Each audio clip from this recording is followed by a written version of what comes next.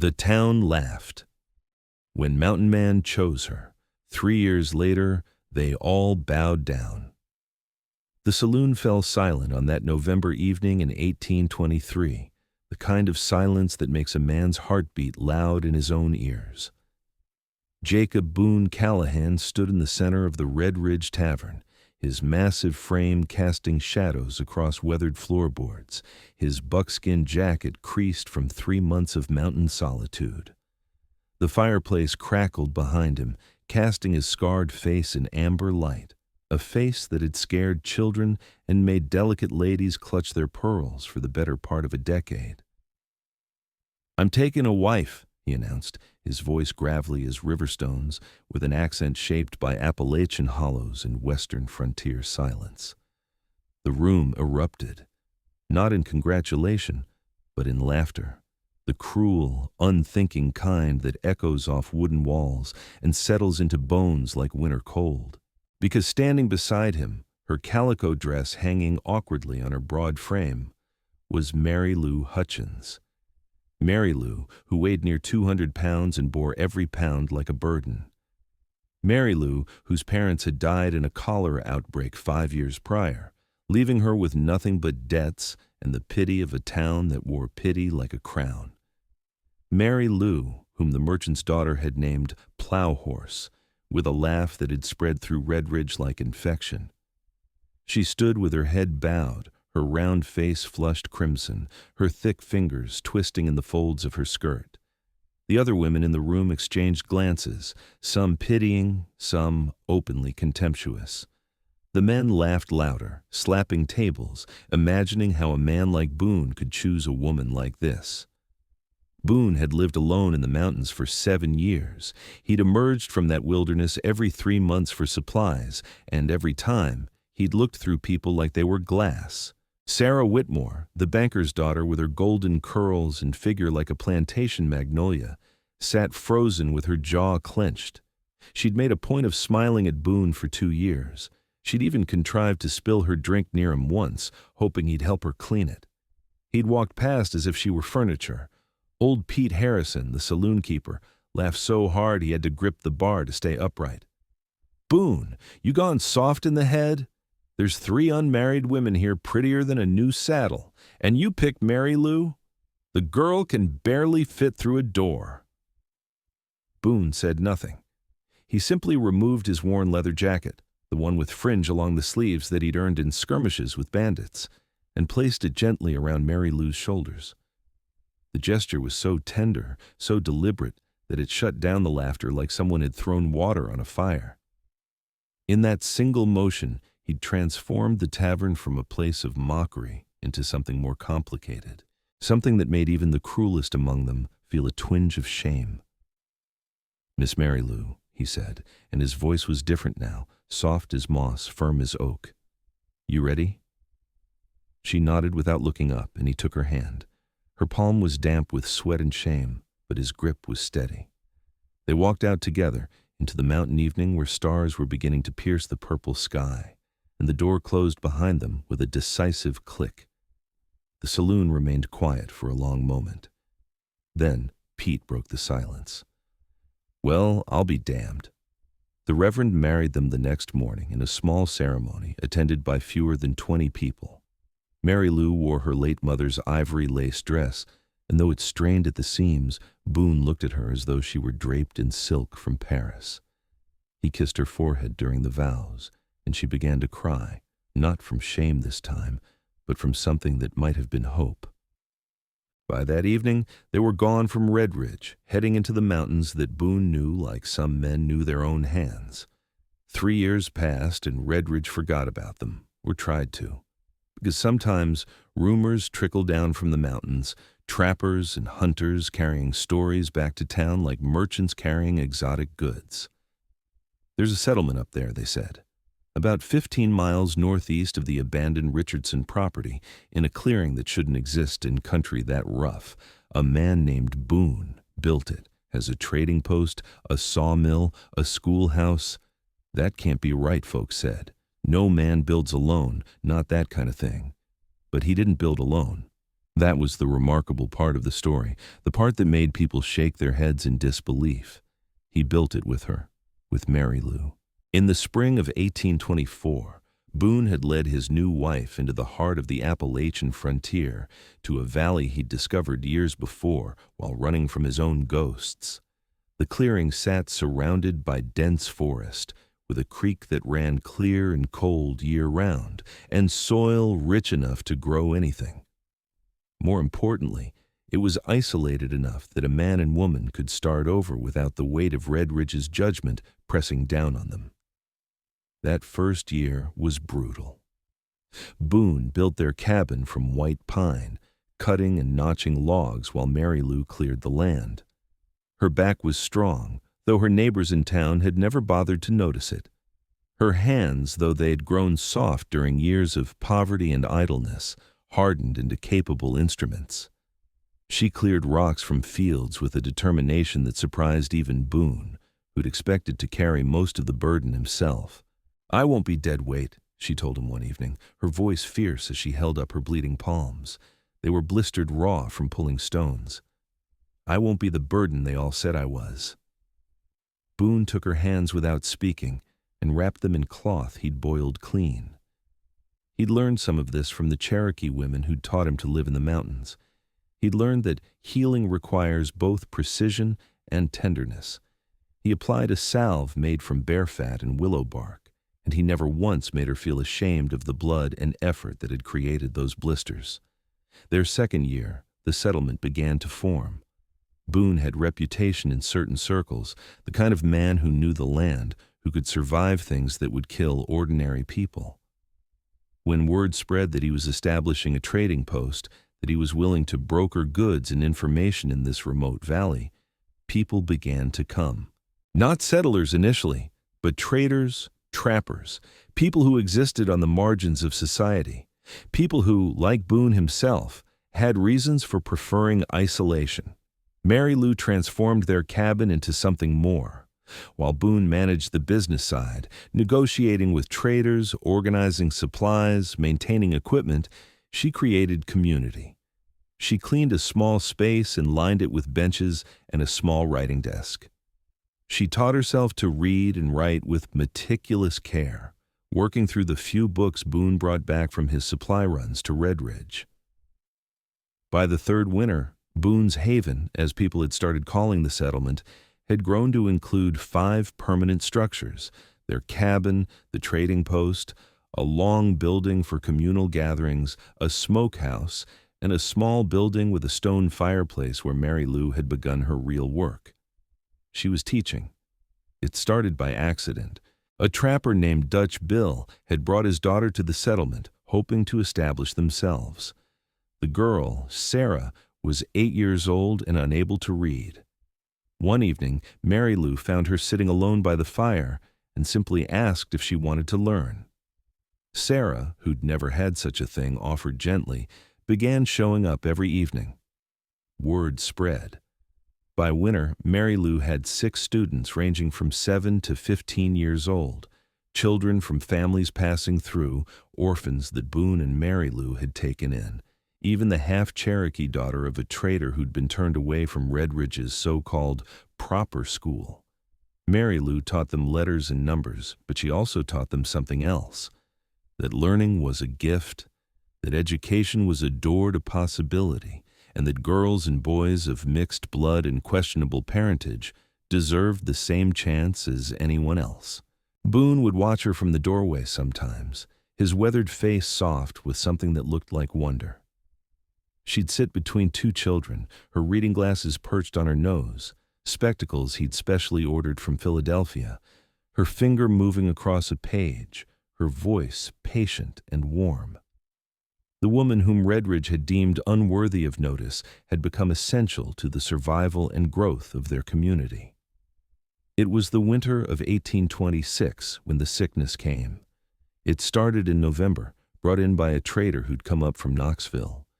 The fever hit hard, a relentless, bone-deep cold that made men delirious and turned a woman's skin waxy and gray. It spread through the settlement with terrifying speed. Within 2 weeks, more than half the population of Boone's Haven was bedridden. The doctor from Redridge wouldn't come. Too remote, too dangerous, too many uncertainties. Boone rode down himself in brutal cold, snow stinging his face, and begged, literally begged on his knees in the Redridge physician's office. Dr. Morrison, who remembered Boone as the wild man who'd caused trouble years back, was unmoved. "There's nothing I can do there that you can't do yourselves. Keep them warm, keep them hydrated. Pray if you're the praying type." He'd paused, then added with something like cruelty, "Your wife too sick to care for them all?" Boone had left without answering. He rode back through the night, his hands near frozen to the reins. He found Mary Lou exactly where he'd expected to find her, in the community building, which they'd converted into a makeshift hospital. She moved from person to person with bowls of broth, clean cloths, and a steady presence that seemed to draw out fever like a poultice. She looked like a ghost herself, her face pale, her movements slow, her voice hoarse.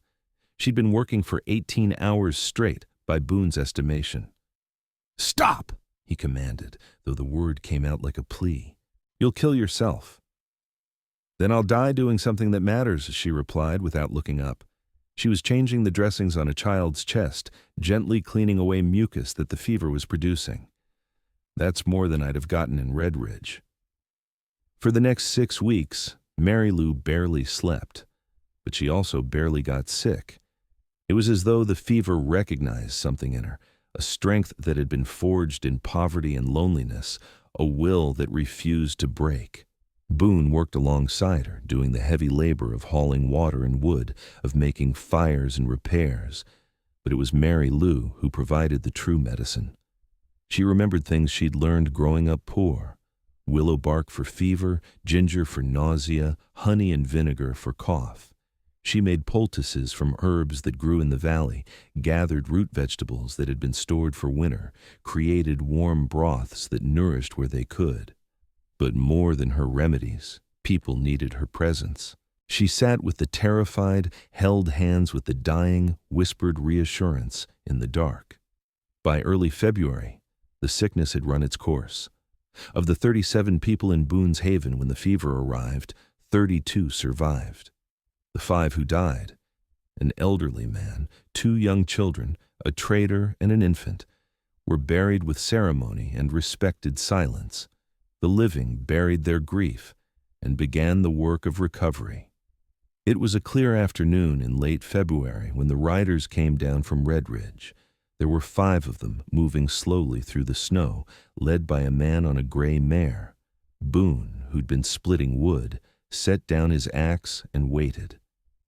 Mary Lou came to stand beside him, her hand finding his without conscious thought. They'd learned, in these 3 years, that they made a stronger unit standing together. The riders approached, and Boone recognized the lead rider with a jolt of something he couldn't quite name.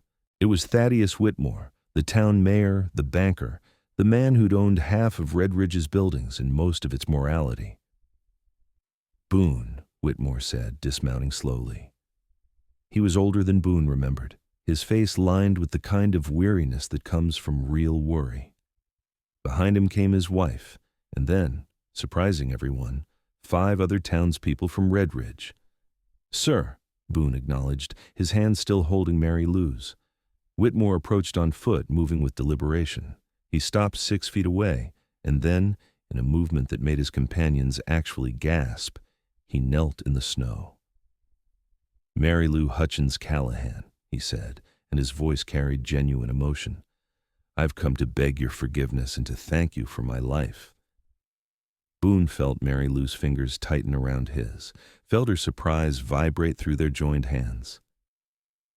"Mr. Whitmore," she said softly, "I don't understand." 3 weeks ago, my granddaughter came down with fever," Whitmore continued, kneeling in the cold without apparent discomfort. "We sent for every doctor we could find. We gave her every treatment known to medicine, and she worsened. We were preparing to lose her when one of our servants, a woman named Grace who'd worked here briefly last year, remembered something you'd taught her." He paused, his breathing heavy. An herbal remedy, something you made for the children who got sick last year. Grace made it from memory, gave it to my granddaughter. Within 2 days, the fever broke. My son's only child. She's alive because of you. Mary Lou was crying now, tears streaming freely down her face. I also know, Whitmore continued, that the fever came to our town 2 weeks after a trader came back from here. We didn't suffer as you did. We had homes, we had the doctor's visits, we had help. You had each other and your own strength, and you saved 32 lives. The entire population of a town that ridiculed you, that called you names unfit to repeat, and you saved us all. The other townspeople stepped forward then. Boone recognized the schoolteacher, Mrs. Eleanor Patterson. He recognized Pete Harrison from the saloon. He recognized Sarah Whitmore, the banker's daughter, who'd once looked at his wife with barely concealed contempt. "We were wrong," Sarah said simply. Her voice shook. "I was wrong. You were brave and kind when we were cruel and small. I hope you can forgive us someday." Mary Lou looked at each of them, and Boone could see her struggling to find words. Finally, she simply said, "There's nothing to forgive. I was never angry with you. I was only sad that you couldn't see past what you thought you saw. But I understand now that you were doing the best you could with what you understood. People are often cruel when they're frightened. I'm not angry. I just hope you've learned what I've learned." "What's that?" Mrs. Patterson asked. "That every soul deserves love," Mary Lou said. "No matter their shape, their circumstances, their failures, or their past. Every single soul deserves someone to believe in them. My husband believed in me when the whole world was laughing. That belief changed everything." She looked at Boone as she said it, and his chest tightened with an emotion so large it nearly choked him. Thaddeus Whitmore rose to his feet, brushing snow from his knees. "We've brought gifts," he said. "Seeds for your spring gardens, tools for your settlement, a shipment of books for your school. It's not enough, but it's a beginning. And I want you to know that Boone's Haven is welcome to trade at Red Ridge freely. No one will bother you. No one will judge you. In fact," he paused and something like pride crossed his weathered face, "I've told everyone in town what you've accomplished here. You've become something of a legend. The woman who was rejected and the man who saw her worth have built something real, something good." Over the next 5 years, Boone's Haven transformed from an isolated settlement into a recognized community. It became known as a place of learning, of healing, of acceptance. People came seeking the woman who'd learned to read and who taught without judgment. They came seeking the man whose scars told stories of survival and transformation. They came seeking a way to start over, to be seen, to matter. Mary Lou's school expanded. She brought in another teacher, an educated woman from Philadelphia, who'd also been rejected by society for being too independent, too intellectual. Together, they created a curriculum that rivaled Red Ridge's own school and surpassed it in many ways. They taught practical skills, mathematics, reading, writing, but also philosophy, science, and art. They taught that the world was larger than the boundaries anyone had drawn for you. Boone's trading post became a hub for information and commerce. He maintained strict neutrality with various factions, Native American tribes, frontier settlers, government officials, and in doing so, earned respect across communities that might otherwise have been at war. He was a peacemaker without meaning to be one, a bridge between worlds. But what mattered most to them happened in the quiet moments. It happened in the mornings when Mary Lou would wake and find Boone already awake, watching her sleep with an expression of such tenderness that it nearly broke her every time. It happened in the afternoons when she'd bring him lunch while he was working, and he'd stop everything to sit with her, their shoulders touching.